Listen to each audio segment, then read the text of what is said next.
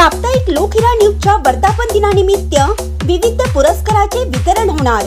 तसेच व्याख्यानाचे आयोजनासह reel star Anjali आकडे, हनुमंतराव सोनवणे, अरुण सोनवणे, राजकवी खर माळवे, श्रीमती हिरा लोकरे, प्रसाद भाऊ खोपरे आणि व्याख्याते अनुराधा भोसले तसेच रमाकांत बुद्धिसागर यांच्या अध्यक्षतेखाली संपन्न होणाऱ्या कार्यक्रमास आवर्जून उपस्थित राहावे असं आवाहन संपादक गणपती शिंदे यांनी केलं आहे।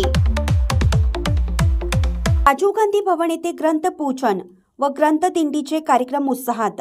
ग्रंथ दिंडीचे प्रभात फेरीचे आयोजन राजीव गांधी सांस्कृतिक भवन, कापड मार्केट समोर, थोरात चौक येथे गुरुवारी दिनांक 6 फेब्रुवारी 2025 सकाळी 9 वाजता ग्रंथ पूजन व ग्रंथ दिंडीचे सुरेख पद्धतीने आयोजन केलं होतं। सर्व मान्यवरांनी व आयोजकांनी आकर्षक पद्धतीने ग्रंथ पूजन मध्ये आपल्या भारत देशाचे डॉक्टर बाबासाहेब आंबेडकर यांनी लिहिलेले देशहितासाठी संविधानचे पुस्तक व प्रतिमा ठेवून, ग्रंथ ठेवून एक समाजापुढे आदर्श निर्माण करून आपण समाजासाठी काहीतरी देणं लागतो। या पद्धतीने या ग्रंथ दिंडीमध्ये संविधान ग्रंथाचे पूजन करण्यात आले।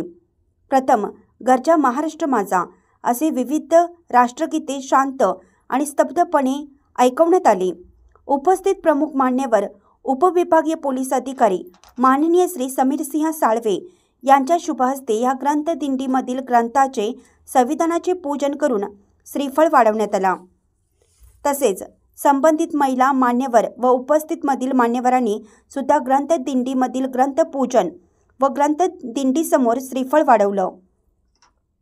तसेच आनंदमयी वातावरणामध्ये ग्रंथ दिंडीचे प्रभात फेरीचे सुरेख पद्धतीने आयोजन केलं होतं। राजीव गांधी भवनमध्ये अनेक वाचकांसाठी विविध ग्रंथाचे व सर्वच पुस्तकं याचे स्टॉल नियोजनबद्ध मांडण्यात आले होते। महत्त्वपूर्ण बाब म्हणजे या ग्रंथ दिंडीचे प्रभात फेरीचे आदर्श विद्या मंदिरमधील विद्यार्थ्यांनी ज्ञानेश्वर महाराज, शिक्षक, कवी, लेखक अशा विविध वेशभूषा परिधान करून प्रभात फेरीचे आकर्षण ठरले।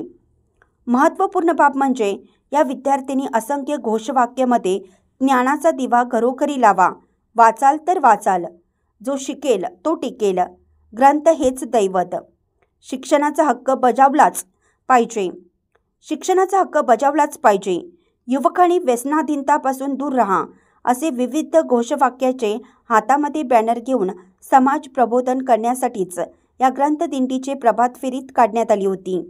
सर्व चौकाचौकामध्ये या ग्रंथ दिंडीचे प्रभात फेरीचे जल्लोषात उत्साहात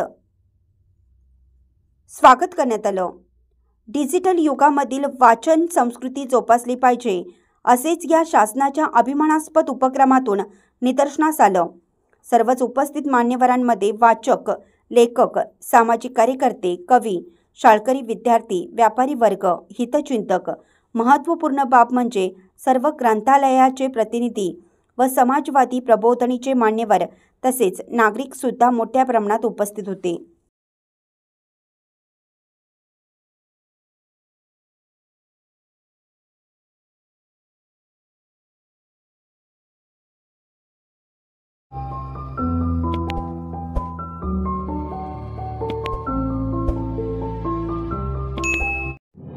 समाजसेवक सावंत माणिक खोतवाडी, समाज